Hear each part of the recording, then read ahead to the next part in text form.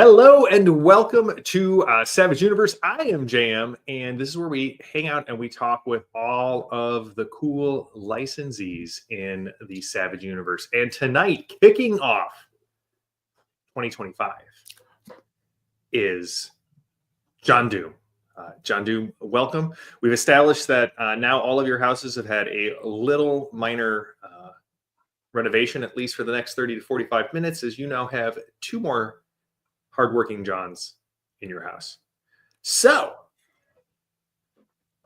welcome, John. I mean, that's you didn't think I was going to say that one on stream, did you? Well, I mean, after us talking about how the illegal woes, I'm glad we went with that one instead. So that's right. Yeah, exactly. Welcome. So, what are you doing on the show? No, I'm just kidding. I don't know. Like some clown invited me on, so that would be this clown. Yep. And you just gleefully, you didn't even ask what we were going to talk about. So the current geopolitical state of So we're here to talk about, because you got a ton of stuff that we had you on in 2024. You had your first two Adventures of Doom. That's right. But you have some new titles that are being released, coming out. You have some inside information to share. So tonight we're just going to talk about all things Doomed. And let's start with City Guard Chronicles, because Jan has been putting out, I mean, the City Guard Chronicles are probably the most prolific licensee genre that we have. Jan is doing a great job curating the City Guard Chronicles. He is expanding. Right off the bat, he expanded beyond just himself. So we're getting people from across the Savage Universe contributing to the Chronicles. So what did you just put out? Well, yeah, that's exactly what happened too. Is he reached out and he's like, "Hey, I read Seventh Kind," and I was like, "Oh, really?" And he's like, "Not terrible." I was like, "Okay, I'll take that." He's like, "I want you to write for me. Write a City Guard Chronicles one sheet." Okay, we can make this work out. So that's what I did. I wrote a City Guards Chronicles one sheet, or I think they're called small cases. They're small. They're called small cases. Yep. Of which I can tell you now, there is a bundle happening of all of the small cases that other people have joined in and written with him. And they're on sale for, I think, half off. So I'm getting links posted because they did not remember it. That's right. This whole stream is doomed. So yeah, I mean, if you want to jump in now, it's down to $0.25 a piece. So hopefully you guys can get in there and enjoy them. And if you don't really feel like paying for them, you can download the preview copy. You hit that preview button and it shows you the whole thing right there anyway. We don't want to gatekeep this from anybody, so enjoy yourself. Watch what you got. This one, though, I wanted to make something that was like a fun adventure in the vein of like 12th Night, which, the bard is. Oh, yeah. But with a few more mistaken identities, fewer love triangles, and then I would say like it's written in the style of like Terry Pratchett, but then I'm not good enough to even say that. So actually it's written like as a nod in the direction of a Discworld book that you see as you walk by the fantasy section at Half Price Books. You're just like, and that's kind of how the writing style is. I can read for you guys the little synopsis if you'd like. Please do. I want the Law and Order guy on here to read this so it can go like dun dun at the end of the thing. But I'll do the chung chung. Oh, good. Okay. It's after the word complicated. Many cases go as cold as ice the moment the crime occurs, and burglaries almost never result in arrests or recovered items. But today seemed to be different. Today things started surprisingly well for the City Guard. The squad caught a suspect, and eyewitnesses confirmed him to be the suspect. Unfortunately, it didn't take long before things started to get complicated. Dun dun. Ah, there we go. See? Apologies. StreamYards is having some issues with my camera. hopefully it'll catch up here shortly. So, what was your process of pitching the one sheet, the small case, to Jan, and him signing off on that?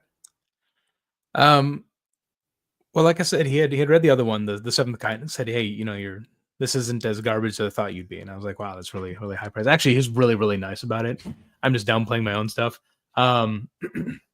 He's really kind. He's like, "I really want you to jump in and write an adventure for this." And I said, "I have an idea, and it involves like the case of mistaken identity, but like doubled up, and then throw in some doppelgangers on top of it for fun."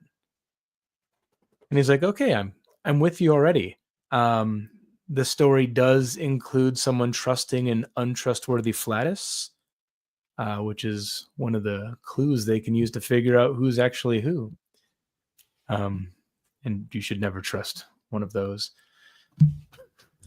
But otherwise, yeah. So I kind of mentioned what it would be about, and he's like, "Okay, write it up." So I gave him, I don't know, 800 words, 1,000 words, and he's like, "Perfect.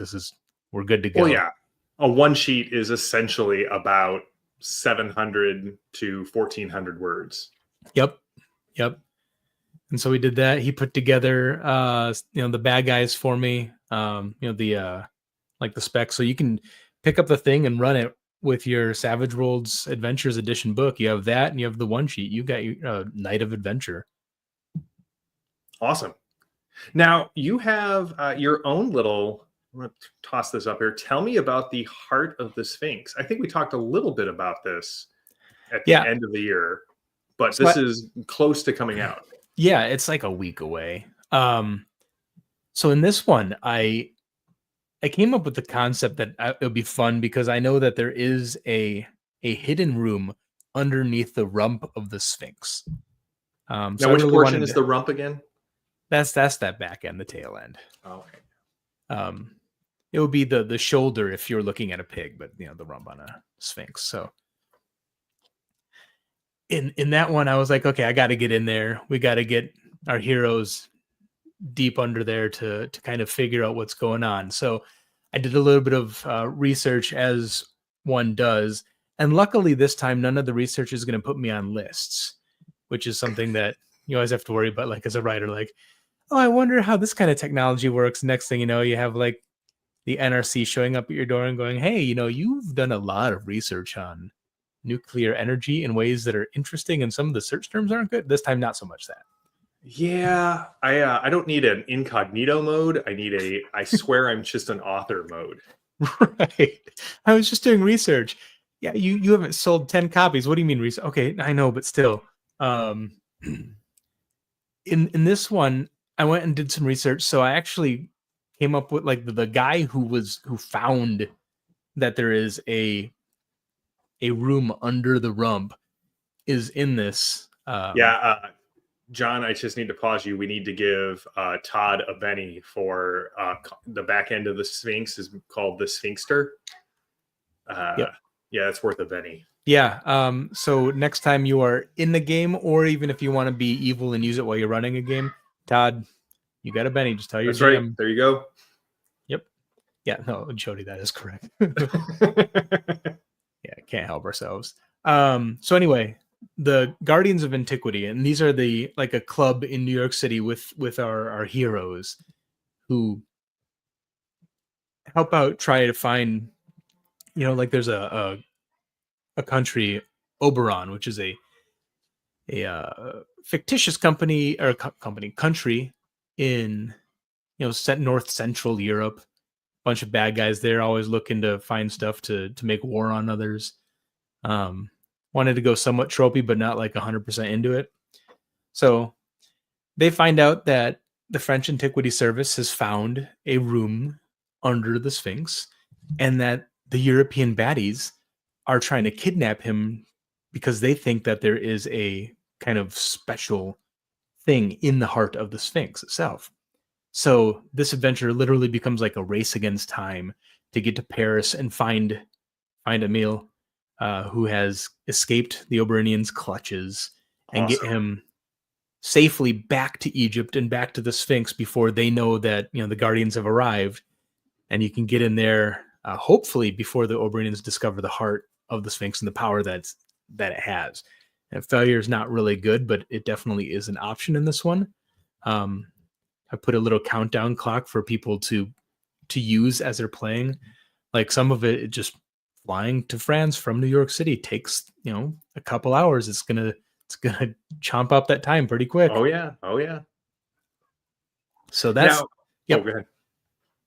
No, I'll let you go.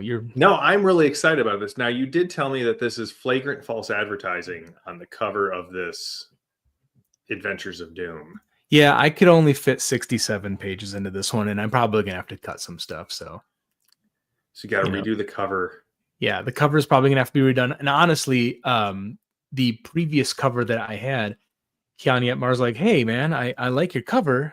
I was like, "Yeah." He's like, "I'd like to redo it." And I was like, "Oh, okay, sure, yeah, that sounds good." So then he did, and I've put out the new cover on the 3rd of January with a couple edits to the first adventure, The Jungle's Petrospheres. And I have a feeling that this cover is gonna get somewhat of a similar treatment as well. Get some love. Now we have art from this one, right?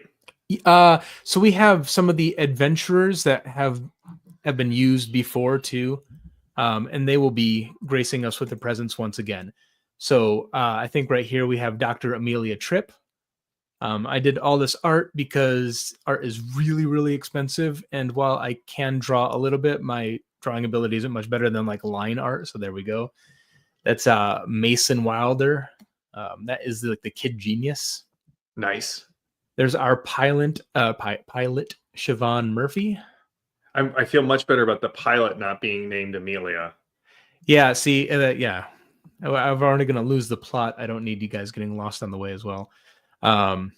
This is John Matthew Malone. He's like really cool and strong. He goes by J-M sometimes. And, I think if he had like a beard, he'd be even more awesome than he already is.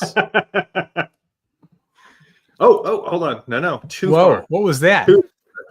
That is our lead into the next thing. So next week, I actually am going to be having Alb on the show as we talk about the Creator Jam, Fast Fun, Furious Fast Fun, February. I know the last F stands for February. Mm-hmm. And there's like 7 others, I think. There's like 7 or 8 other Fs. Yeah. So, John, I mean, we're going to talk about it next week, but do you want to give us the overview of what's coming for the Creator Jam, or at least what you're doing for the Creator Jam? Yeah, so I can do that. I can kind of lead into that a little bit. I think it is the theme itself. Do you know what the theme is? Can you relay the theme to people? Oh, I can. Let me pull it up. All right. While you do that, I will whistle. Okay. Oh, no, I have it right here. So this year's theme is pets, critters, and pests. Contribution can be a story about hunting a mystical beast, pre-generated goblin characters ready to cause mayhem, as much destruction as possible, or you can be the ultimate pest and disregard this theme altogether, writing something else. And again, every year we do Alb organizes the Creator Jam on the unofficial Savage Worlds Discord to get people out there and to start getting them introduced into writing fan license or swag or even Ace products, but getting everyone together to be excited about creating for Savage Worlds. That's right. And that's how Seventh Kind ended up coming out too, when it did. That was one of those things that I had written and it was on the back burner for months and months and months and months and months. And then, towards the end of February, I'm like, I can do this. I can push it through, and finally managed to finish it. So this year, I'm writing something called the Garden Gnome Massacre. That's my favorite of them. The one right. giving you the finger. Right. In mittens, which makes mittens, nonetheless. It's kind of obvious what he's doing. Yeah, Garden Gnome Massacre. So the pests, the critters, are garden gnomes who are displeased with our heroes of the adventure, and plan on causing a little bit of a massacre, I would say. So we have this one. He's like grumpy gnome kind of thing, but yeah, he's given the bird. There should be one or two Oh, others. I've got two more. Oh yeah, okay. So here we got the one with the fishing hook, which everyone knows that isn't a comfortable thing to have like plugged into your ear or cheek or something. So Or nose, or neck. nose, right? Yeah. Yeah, anywhere that they end up going other than in the fish mouth, which is That's normally right. yeah. This is the only place that is not painful for us. Now, DM James wants to know if you're gonna jump on, hit me with your one shot, and run that for his group. You know, every time I'm on this, I publicly get asked to do something. So I'm glad it's this one because he already knows that I'm willing to do that. So we're good. Yes, I'll run this on your hit me with your one shot on the Knights of the Smith Dinner Table channel. Now say that 6 times fast. I cannot. Okay. This Well, one, then you don't get an extra Benny. Yeah, well, I probably could use one. Knights of the Smith. No, okay. This one has, it's the gnome with the toothpick that has the plastic fork from the diner, the cherry fork. Oh yeah. And It's taped onto the not end the of it. Trident of Poseidon. Nope. That definitely kicks it up a notch if it is the Trident of Poseidon. It would be a small version of that, but I think I think that it could in fact be. I might have to change his stats around a little bit. Oh, Landauer just asked: are these summoned from the Necronomicon? Another one that is difficult to say 400 times fast. Necronomicon. And you did it right that time. Yeah, that's right. Jody's 100% right. I love that we have this community that says, "Hey, let's get together and create something in February." Right? Like it's a short, cold month. You're inside doing nothing at all anyway. You might as well just publish the thing you've been writing. It's not hard. You guys offer, you being Pinnacle in general, has a lot of really good resources that are freely available. I think there's like a Scribus download that's freely available on drive-through for it. And then the big thing I would say is, as long as you grab the style guide and you just focus on making sure that your shenanigans are equal to those shenanigans, then you have a product that's, legible, readable, and fun. Well, and the unofficial Savage World Discord is a huge resource for getting people to look over your stuff or help you with formatting or answer questions or just encourage you when you hit a wall and need just a little bit of support to get over that final hurdle to get your thing wrapped up. Yeah, it is such like a kind community, a friendly community, a helpful community. They are willing to do everything to make sure, like, if you want to do this, they will get you over that finish line. Yeah, I got to give Landauer can have a Benny on Friday nights. Nomenclature as can Tink. Tink gets one for that. Yeah. All right, I'll allow it. We know Tink's just going to blow it in the first which is why it's fine to give. Yeah. Everyone's earning them tonight. This is so fun. Yeah. But yeah, that's really true. Like that community is so great. They were really, really helpful for me, especially with the first one coming out. A bunch of people reached out to me to let me know, hey, like you've made 400 spelling mistakes in your first publish. I was like, oh, cool, thanks. And then they helped me fix them by showing me where they were and the couple spots that I had missed style guide stuff. Like they, out of the kindness of their heart, not only like purchased and read the adventure, but gave me tips on improving it. Yeah. And made it better, which is so great. That community is amazing. The Savage Worlds community in general, you go to a con and you go to a Savage Worlds room. You tell me, what's it like for you when you're in one of those? Oh man, it's insane. We have the best community in the business. All of the other communities kind of glare at the Savage Worlds players at conventions because we're so gregarious and outgoing. And as soon as dice start acing, we drown out everyone. Everyone, right. Even other Savage Worlds tables. Right. A Joker comes up on the table Yep. and like, you know, you have tinnitus for a week and it's worth it. It's wonderful. I was running my Savage Worlds game last night, and I try to be an impartial GM, but they hit my big bad evil guy for 3 wounds, and I had 1 Benny left, and I got like a 24 on his vigor roll, and I went ballistic, and then went, oh sorry, so gotta rein it back just a bit. I think the issue was you were pointing at them and laughing, you know.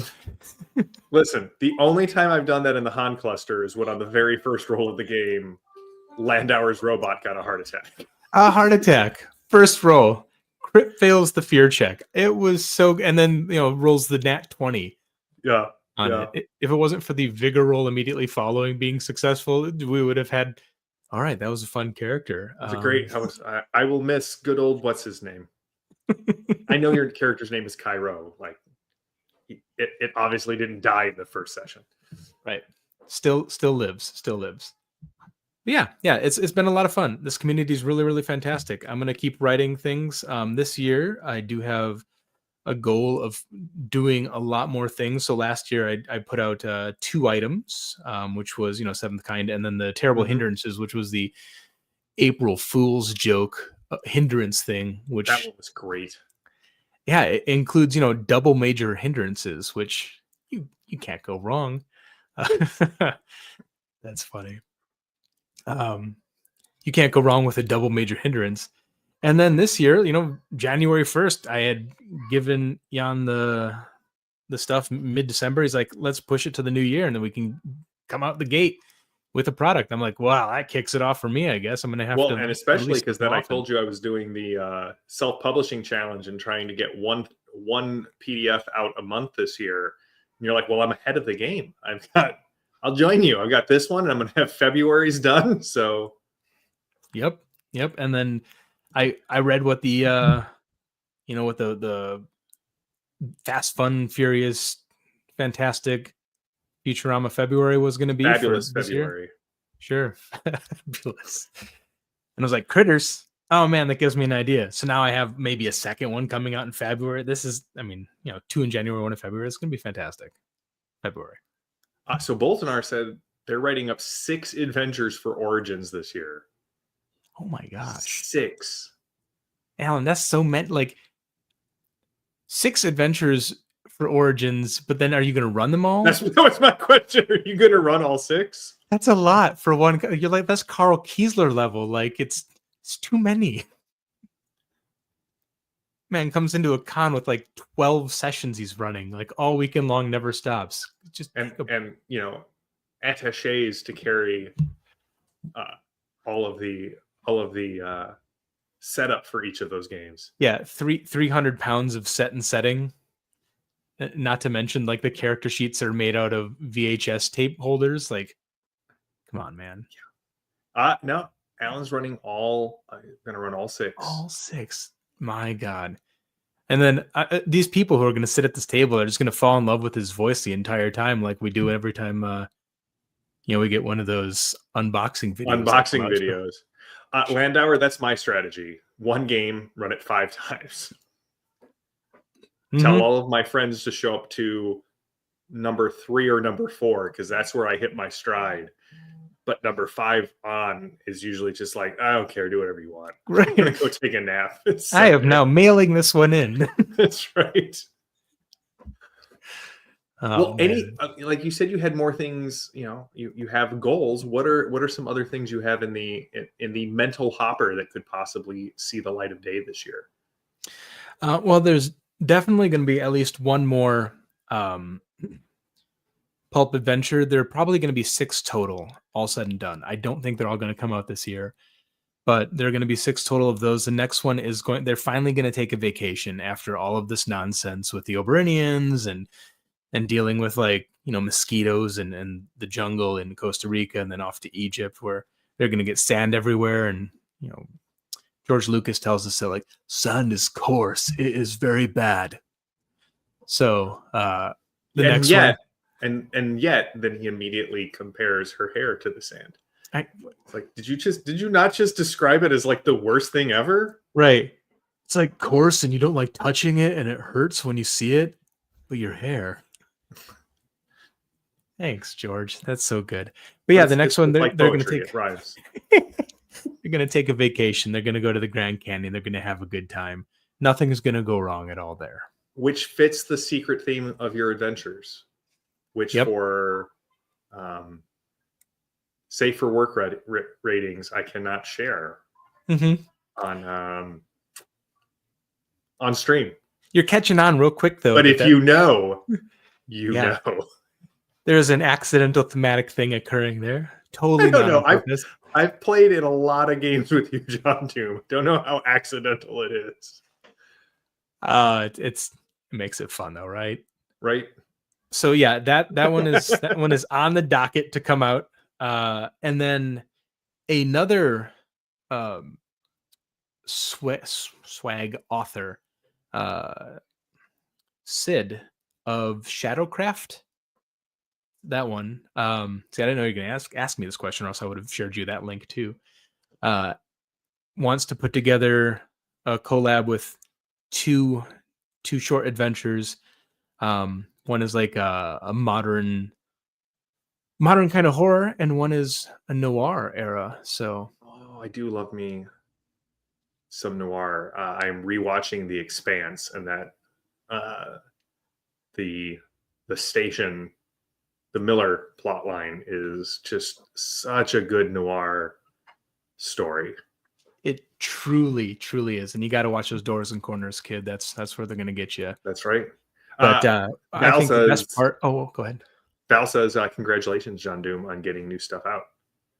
Oh man, actually, he was one of them that helped me out with a lot of the like additional editing stuff I missed in one of my adventures too. Just again, best community we got. 100%. Yep. And I will say that the best thing about the noir adventure is, I hope that it goes well enough that Jody has to talk about it on stream because she loves that word and loves attempting to say it. So, Jody, that one's for you. Oh, wow. Mm-hmm. JohnDoom is now officially banned from.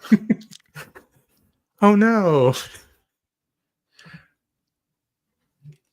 Well, I mean, you and I have a couple of ideas for something to bring out later this year, but we'll talk about that later if schedules align. But I want to tease it here because I want to commit to it this year. So if you've noticed, JohnDoom and I both have faces for radio, and that's all I'm going to toss out there. Maybe Tink as well. That face might be better than radio in spite of her objective wrongness about different kinds of art, but otherwise, yeah. Yeah, aside from that, don't get her angry at me. She's helping me with my self-publishing ideas. Yes, and that's right, DM James. We both have volunteered to help you with the Celtic apocalypse setting. I did not say that, Tink. That was 100% JohnDoom. You can take your Benny back from him. Yeah, I guess that was me. I'm sorry that I did that. I will take responsibility. Appreciate that. All right. Well, I think that brings us. I'm giving myself a Benny. I'll allow it. So I think that brings us to the end of the show, John. I'm so glad to see you getting more products out there, man. Like, it gets addicting, right? Like you get one thing out and you get the first commenter of a person you don't know, someone you've never heard of, and they're like, I ran this, my players loved it. And you're like, wait, what? That's cool. That's really cool. I'm gonna make more. Let me put this back up. Here is the link to the small bundles, or small cases bundle that's on sale right now, half off. At Drive-Thru RPG. So go check it out and go support Jan and JohnDoom and a couple of other great Savage Worlds are there. Let's That's throw out true, the John. Tink is far cuter than either of us. let's throw out the one for the three of a kind too. Toss it in the private chat for me. Yeah. Well, let's do that real quick. And this is for the newest adventure, which I do not think is included in the bundle quite yet. So it is the full 50 cents. I apologize for that. No, high entry. JohnDoom, why would you do that to us? I'm a terrible person. Terrible, my surname horrible. is Doom. I mean, that is true. I'll allow it. Here we go. But many thanks to the 28 people who have already partaken in the adventure. That's really, really cool of you guys. All right, follow that link. Get 3 of a kind and go out and support Small Cases. We'll be back next week with Alb, and we'll be talking about the Creator Jam in February, which I'm really excited to talk about. We have a ton of great content coming out for Savage Universe this year, so stay tuned. And I happen to know that Landauer and I are prepping for the Swag Awards, so that too will be coming in the near future. You put all of the quarters into the slot on the side of your computer, Ted, and then you pull the lever, and that should spit out the small cases.